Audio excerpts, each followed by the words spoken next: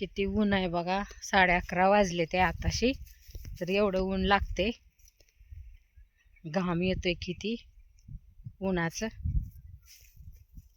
पाणी आहे चालू इथं उसाला, त्याच्यामुळं मी थांबली. तिथं पण उन्हातच बसावं लागतंय. तिकडं सावली आहे बरं का नारळाची, पण नारळाच्या सावलीला बसायला जाओ तर नारळ पडायची भीती. हो का, आताच नारळ पडला एक, मी जाऊन उचलून आणलाय. वारं सुटते, फट पडते, ते नारळ पडते, तर भीती वाटते. डोक्यात जर पडलं तर काय, जाग्यावरच जायचंय जीव. पाणी सुद्धा मागून देणार नाही. त्याच्यामुळं नारळाखाली पण जायची भीती वाटते. तर असं उन्हातच बसावं लागतंय बघा. किती ऊन आहे बघा. असं पाणी चालू आहे ऊसाला. आता 2 मोटराचं पाणी घेतलंय बघा, भरणं उरकना म्हणून. हे बघा असं पाणी चालू केलंय. तर बघा धरती मी पाणी, बसते आता हिथंच उन्हातच. लयच ऊन आहे, पण आता बसावं लागतंय हिथंच. साऱ्या भिजल्या की परत वर जावं लागतंय. तर चला बसते आता निवांत. इथं कसं वाटतंय बघा. इथं कोण तर दिसते का तुम्हाला? हे इथून तिथून कोण नाही. अख्ख्या रानात टिटव्या, चिमण्या.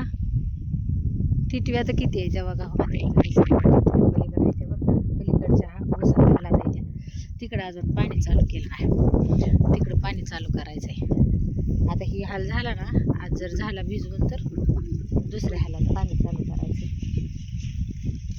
तिकडं आली ती बघा पोर आता ट्रॅक्टर घेऊन. ती चालली ती आता वैरणीला. दुसरं 2 गडी आहेत, ती चालली ती ट्रॅक्टर घेऊन वैरण आणायला. कसं आपण दुसऱ्याच्यात कामाला असल्यामुळं आपल्याला असं सकाळ संध्याकाळ रानात येता येत नाही. टायमिंगलाच यायचं आणि टायमिंगलाच जायचं.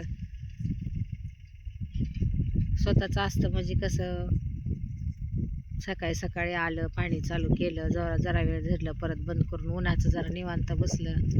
असं नाही ना, दुसऱ्याच्यात काम करायचं सोपं नसते. दुसऱ्याच्या शेतात टायमिंगला जायचं असतं, टायमिंगला जेवायला यायचं, असं आहे.